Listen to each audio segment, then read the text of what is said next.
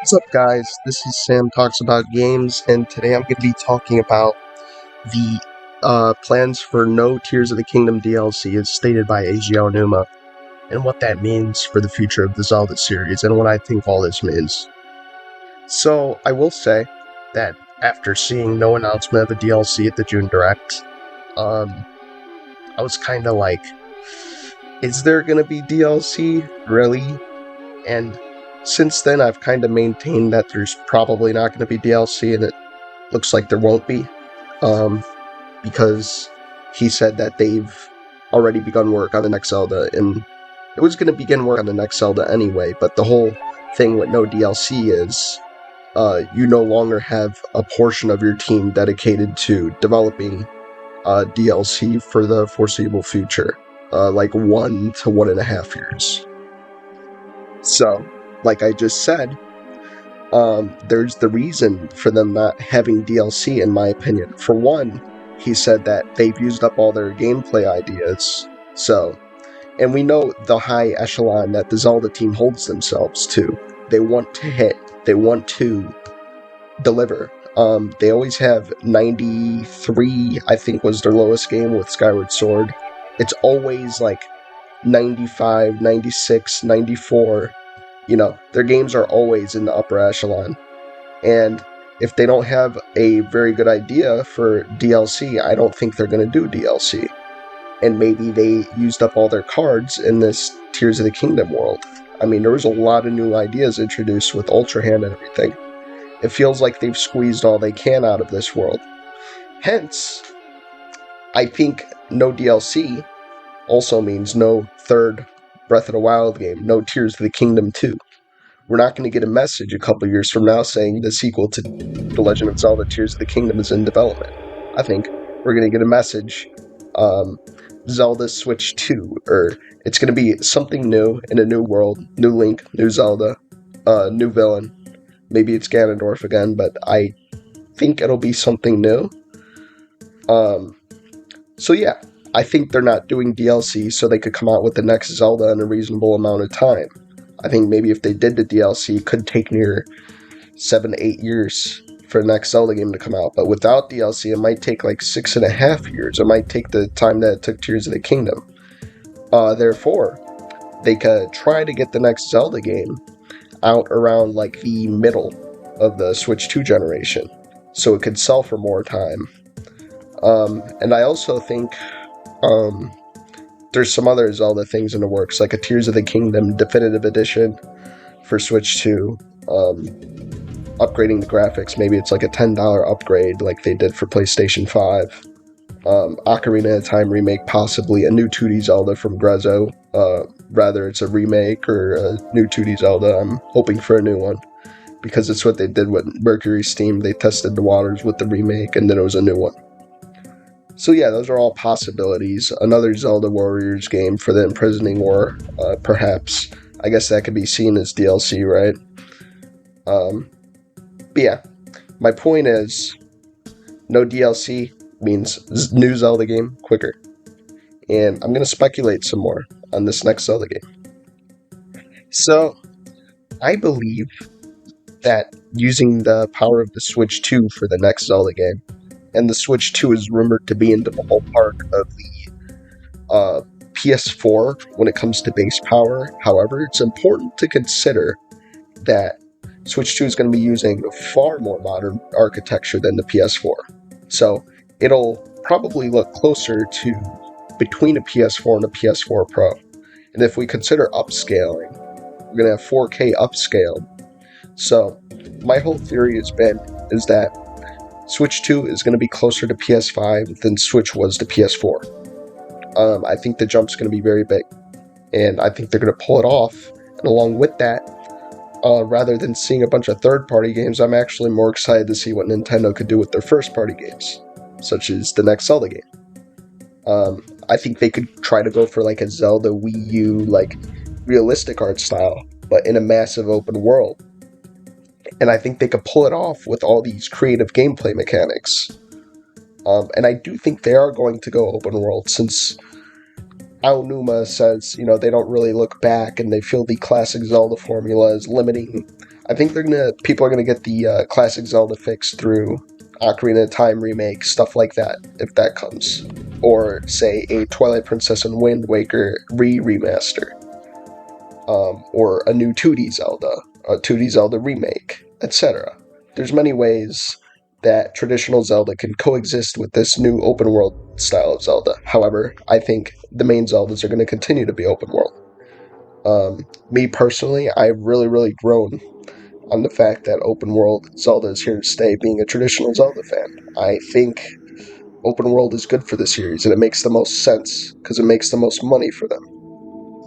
So imagine a Twilight Princess style Zelda in like a dark, fantastical world, but in an open world.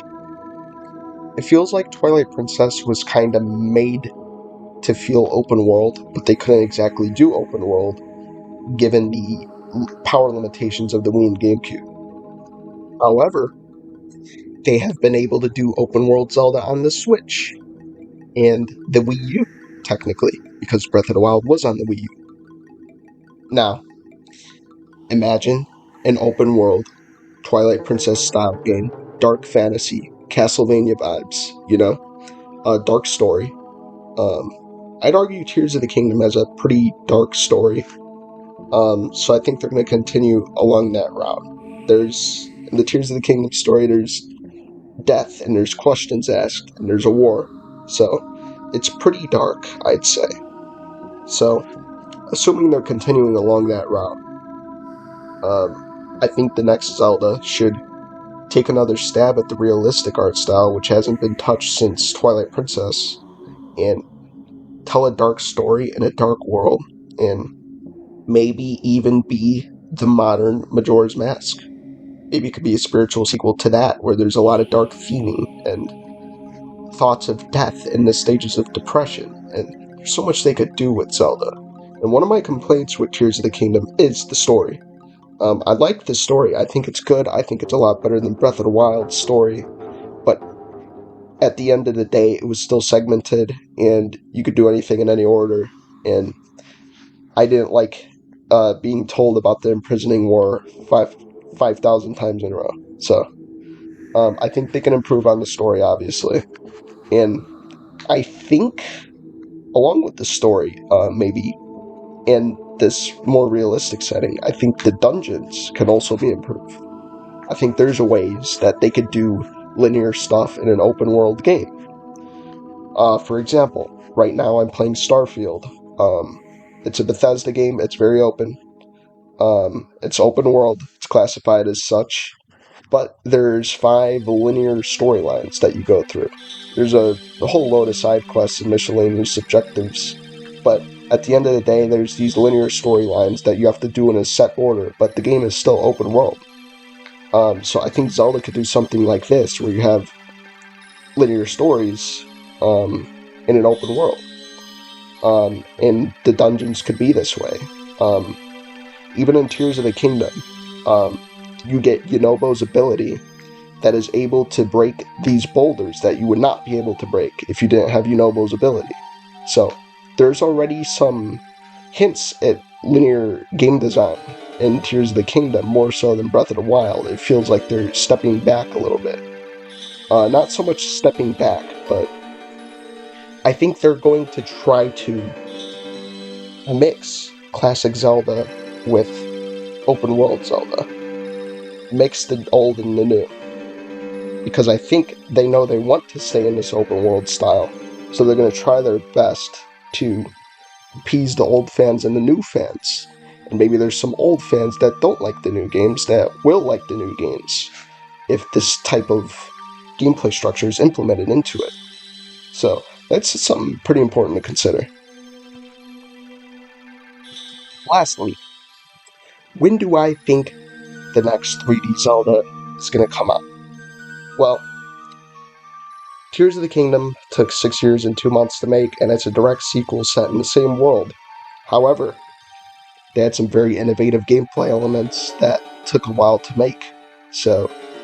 And they went through a pandemic as well. So, that's a disadvantage for that game that the next Zelda game will not have. However, the next Zelda game may be set in a new world. We must also consider the fact that part of the Zelda team was working on the Champions Ballot DLC for 9 months. So that takes some time off, and there's no DLC for Tears of the Kingdom.